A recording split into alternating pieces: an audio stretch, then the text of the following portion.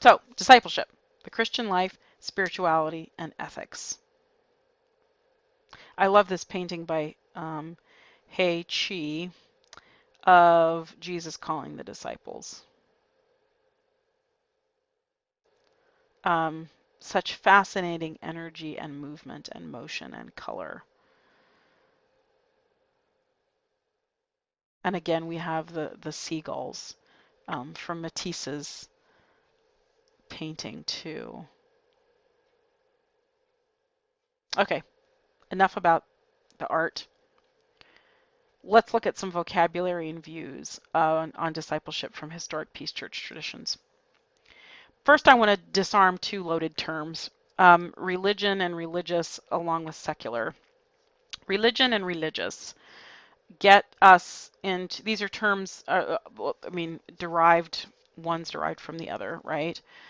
Religion is a term with a variety of definitions and meanings, but here's how I want us to be thinking about it. Religion is belief in an unseen world and often a deity, right? To be a religious person is to believe in an unseen world and in a deity. These beliefs are expressed through myths or doctrines or both. Religion is also how we think about what happens, the synergistic combining of belief with ritual, social, ethical activities.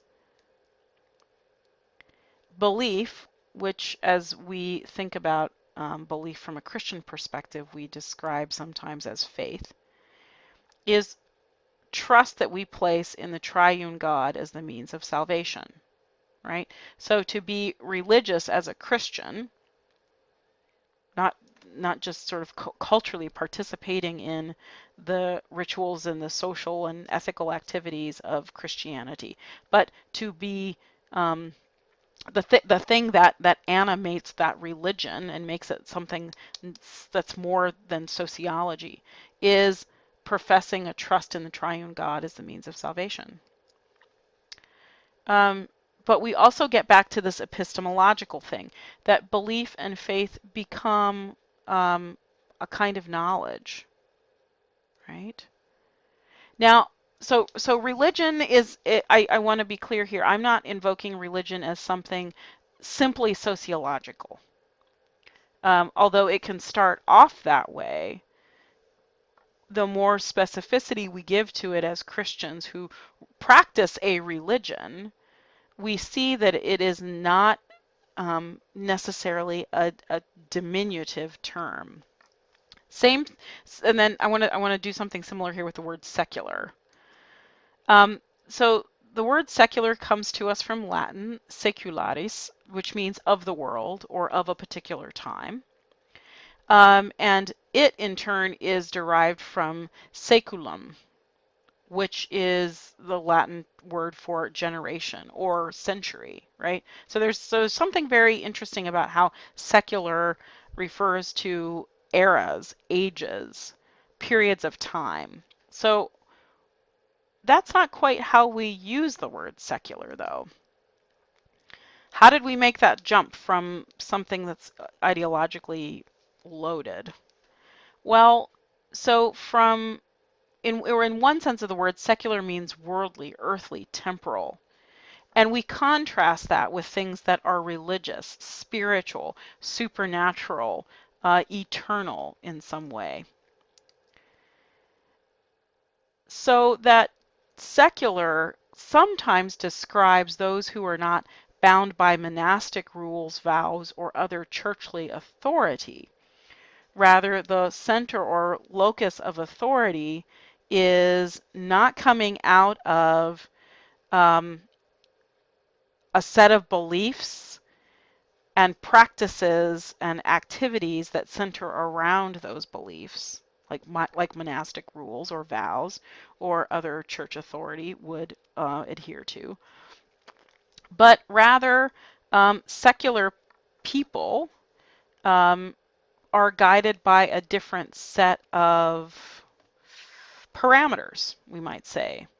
Now, secularism as an ideology is a belief system that rejects the supernatural. So a lot of times we contrast secular and sacred um, in ways that create a kind of binary opposition. And while that is a valid use of the term, of the two terms, they don't necessarily need to be that loaded. And in fact, as we go on in this series, I'm going to be using these terms in less loaded ways. Secular is will be a way of signaling something that is ordinary, or not bound by monastic rules, vows, or other church authority. That is, it has a different center of authority and locus rather than something that is religious. Okay? Now, let's shift from disarming those loaded theological terms, those loaded terms, to defining the terms of discipleship in a historic Peace Church tradition. Now, as Jesus' followers became an institution, structures and practices emerged that gave shape to how people were formed as Christians. Right? This is the stuff they were working out in the book of Acts. This involved catechesis, or just basic instruction in what we might say, what a post-liberal would say is the grammar of the faith. Discipline.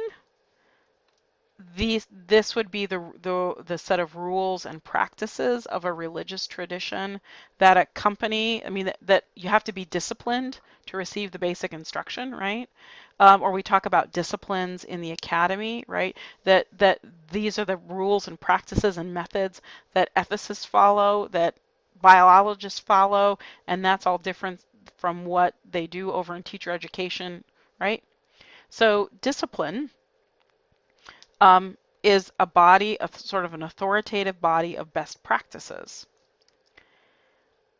Then there's discipleship and eldering, which is a way of referring to ongoing nurture. So once a catechumen has received basic instruction and becomes a full-fledged member of the community, they are discipled by elders, right? This is one of the ways in which we see sanctification showing up in the conversation about discipleship. The word disciple came into English through the Latin word discipul, meaning student, learner, or pupil. In English, elder is related to words like old. Theologically speaking, an elder is the equivalent of the Greek word presbyteros, right, or presbyter. Now, within both Anabaptist and Quaker traditions of the historic Peace Church, elders and discipleship, eldering and discipling have very particular meanings. I want to introduce you first to eldering.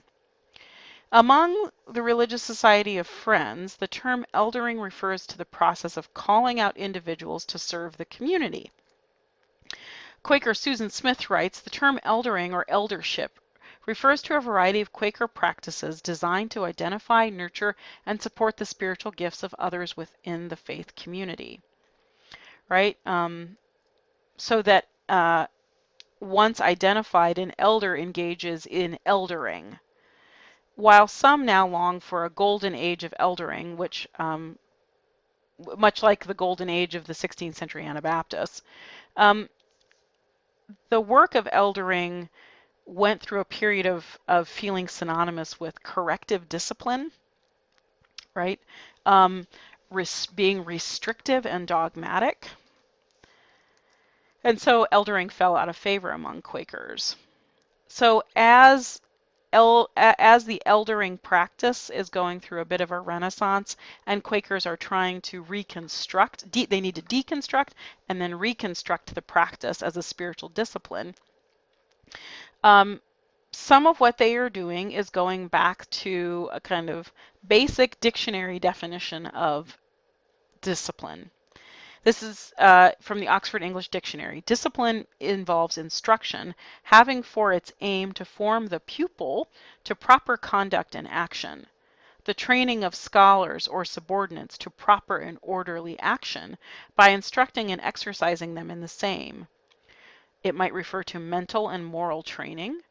It's also used figuratively of the training effect of experience, adversity, etc. Right? No pain, no gain.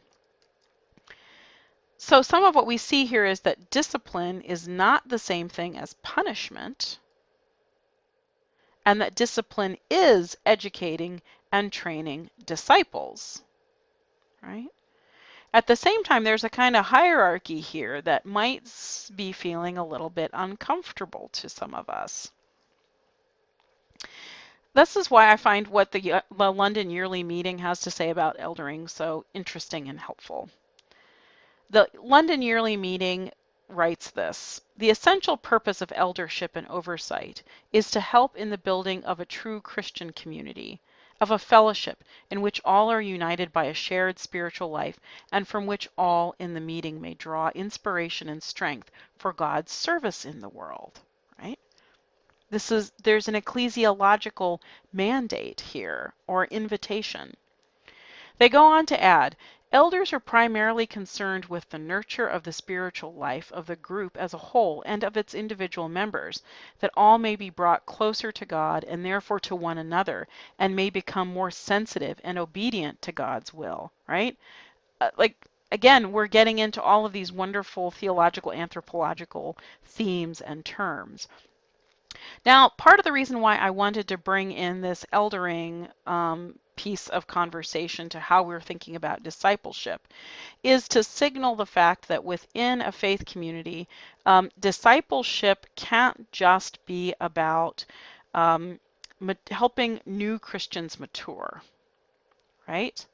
We also need to find practices of helping mature Christians elder other Christians, right? Like there is an intergenerational quality to discipleship. It's not just about working with, again, like I said, the like the newly hatched catechumens.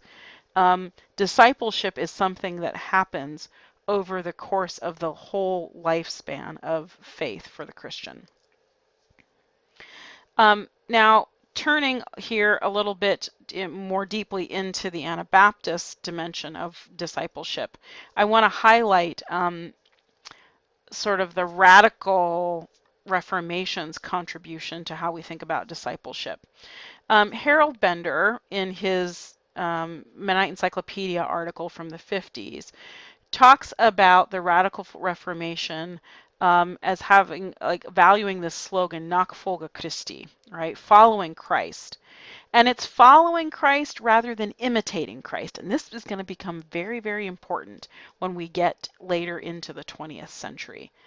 Bender writes, by this phrase, Nachfolge Christi, or following Christ, the Anabaptists meant something definite in experience, not just a connection with the church, or an espousal of the traditional doctrines of Christianity, or even doing good works, right? The concept of discipleship was synonymous with the experience of being born again, basically, as Bender is interpreting it. Now, Harold Bender liked to use Lutheranism as a foil for Anabaptism. And here is one of the ways that he liked to do that. Lutheranism emphasizes grace. What we do doesn't matter.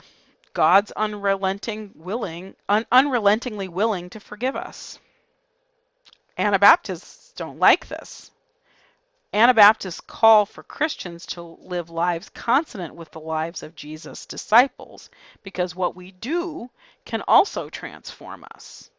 Right? So in contrast to this caricature of Lutheranism is, hey, it doesn't matter what we do, Anabaptism is asserting, yes, it does, because we can be transformed by the things we do. It's not just God's grace. Like, God's grace can act in our actions, essentially.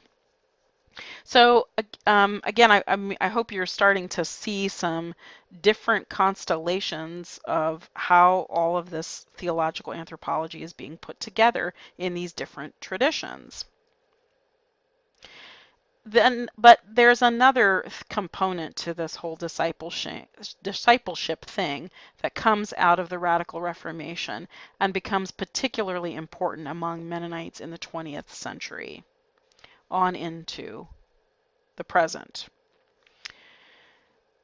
The quotations that appear on this next series of slides are all from the discipleship article on Gameo by Harold Bender and Harry Hubner. Now, here is Dean Harold Bender, who is a church historian, Bible professor, and sociologist of all things. He explains that major aspects of discipleship include, for the early Anabaptists, holy living, suffering in the Spirit of Christ, that is, bearing the cross, the practice of love and non-resistance, separation from the world of sin and evil. There's repentance there. Like in order to enable repentance, one must separate oneself from the world. What Bender called the full brotherhood in the church, right? So living in community, discipleship involves living life in community. Obedience to the Great Commission, go ye into all the world and preach my gospel. So preaching the gospel and baptizing people in the name of the Father, the Son, and the Holy Spirit. A disciplined church, right? So we're getting into that concept of discipline as in right ordering of things. And again, that's one of the marks of ecclesiology. And rejection of the use of power by Christians. That is, we don't hold state office. The separation of church and state here. Very important to Bender. I want to contrast. Well, so then Guy Hirschberger comes along as another historian, sociologist, and ethicist. And as Hubner explains in several articles, Harold Bender argued that being disciples implies non-resistance and a rejection of the use of force and power. Guy Hirschberger agreed, and on this basis drew a sharp distinction between pacifism, which employs power albeit non-violently, and non-resistance, which refuses to employ power. The former he calls non-Christian, that is, a non-violence, or pacifism is not Christian. Non-resistance follows from Christian discipleship, right? So, okay, we're starting to get a picture here. So that discipleship is also signaling something about the posture of the Christian in relationship to the social order. And here we have Mr. John Howard Yoder, a theologian and ethicist. And I find Hubner's distillation of the politics of Jesus very useful. Hubner explains that the central locus of discipleship in the Politics of Jesus, written by John Howard Yoder, is the cross. Quoting directly from Yoder, there is but one realm in which the concept of imitation holds. Okay, we're going back here to this, are we following Christ or are we imitating Christ? And Yoder picks up on this and actually puts them together into an imitation participation concept. There's but one realm in which the concept of imitation holds, that is, that there is a command to imitate Christ. This is at the point of the concrete social meaning of the cross in its relation to enmity and power. Thus, and only thus, are we bound by New Testament thought to be like Jesus. Discipleship as imitation participation is our moral linkage with the cross. Here the question for the disciple, Hubner explains, according to Yoder, is not how to change the world, but how to be like Jesus. It is not how to be responsible, but how to follow. So some of what starts to happen in the 20th century because of things like the nuclear arms race, Vietnam, and the civil rights movement is this struggle around how Mennonite peace theologians were defining discipleship. Is it non-resistance? Do we need to be more socially responsible than that? How much is discipleship about sort of staying within the confines of the church, and how much of it is about being missional, we might say? So that Harold Bender, Guy Hirschberger, and John Howard Yoder represent a kind of powerful cluster, an intergenerational cluster, because Hirschberger and Bender would have been Yoder's teachers, around a particular manifestation of these themes, okay, um, that need to be critiqued deeply. And part of the reason they need to be critiqued is because this ambivalence around power may work when we are talking about a minority denomination within a larger global village. But what about the inner workings of that small denominational community, where someone like John Howard Yoder is able to manipulate group dynamics and group process in his favor, right? Um, the politics of Jesus were not very apparent in the torturous years and decades over which John Howard Yoder was able to perpetuate sexualized violence.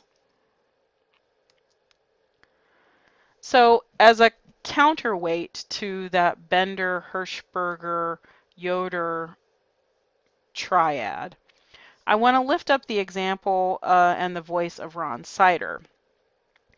Sider, who was actually born and raised in Canada, thought he was going to become a European historian with his training. Instead, he became an activist and theologian and proponent of social justice frameworks within evangelical theology.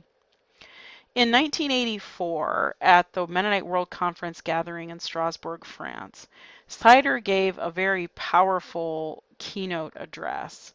And you hopefully read a little bit about that in the entry on the essay on discipleship. And I hope you also noticed the link there that you can actually listen to the audio of that address. In his speech, Sider, well, and in his life, Sider has emphasized the other pole of discipleship. In 1984, he said, "The God of Shalom has been preparing us Anabaptists for a late 20th century rendezvous with history. God's reconciling people will profoundly impact the course of world history. For Sider, discipleship implies taking responsibility for history and demonstrating the love of God through nonviolent direct action." My apologies, I've been struggling with a cough, so now I'm sucking on a cough drop. So to conclude this first part of this series, I want to answer this question. Why discipleship? Why am I bringing discipleship into focus as one of our loci for this course? Well, speaking out of a place of my own theological reflection, as I worked on my doctoral dissertation in the early part of this decade, I wrestled with my Anabaptist Mennonite tradition, trying to discern why we speak ethically more than we speak theologically. Culturally speaking, I come from a people that likes practicality. When there is a problem, we want a viable solution. When we see something wrong in the social order, we wonder, how does Jesus want me to respond? This is a good and important question, but this is for me where the wrestling intensifies. Theologian James Evans has noticed that as a discipline, theology doesn't typically consider social problems and the dilemmas that arise as we try to confront social problems to be the proper subject matter of theology. Social problems, instead, disciplinarily speaking and traditionally speaking, are often referred to the Christian social ethicists. Nope, says says Evans. He writes, assigning discussion of social problems in theological discourse solely to the field of ethics does justice to neither the field of ethics nor the influence of these problems on Christian witness in our times. If Christian communities value discipleship as a primary expression of Christian faith, I think that they do themselves a huge disservice by not doing the heavy lifting of theological reflection alongside enacting faith.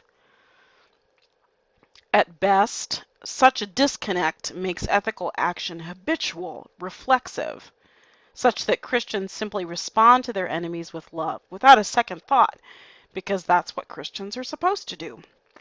We love our enemies because that's what Jesus tells us to do. Which I think that's a good thing, right? It's a good thing to have habituated, like someone is hurt, it doesn't matter who they are, if they're my friend or my enemy.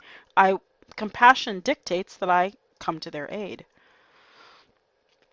At worst, though, by not doing this heavy lifting of theological reflection alongside enacting our faith,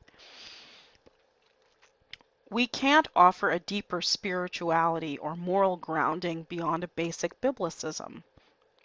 And when we can't do that, our actions as Christians may be ethical in an objective sense, but not in a subjective sense, because our actions lack the basic theological reflection that goes hand in glove with ethics, if such ethics are going to be Christian. Let me give an example of some of what I'm calling for. I pray for the persistence and courage to love my enemies because my worldview as a Christian is based on a set of interlocking beliefs about God and the nature of reality. God is love, and that love animates all life in the cosmos. Most of my choices don't reflect that love. This is my lament. When I am able to see a way to choose love, what a gift that is to God, to myself, my enemy, you, and the ecosystems that we all depend on. This is why discipleship matters to me. Thank you for tuning in. The lecture continues with part 2.